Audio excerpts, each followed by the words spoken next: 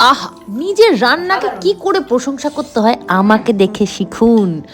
আজকে আমি নিয়ে এসেছি এক বেগুন কাহিনী। রিসেন্টলি আমার এক বান্ধবী বেগুন কোদর গ্রামে গিয়ে এই বেগুনগুলো নিয়ে এসেছিল। তারপরেই সেই বেগুন এই রাজুর দোকানে দিয়েছিল, আমি সেখান থেকে কিনে এনেছি এই সুন্দর বেগুনি কালারের বেগুন। আজ এই বেগুন দিয়ে করব আমি চাকু দিয়ে কেটে খান খান করে বেগুন পোড়া। এই শীতকালে বেগুন পোড়া খাবো না সেটা আবার হয় নাকি।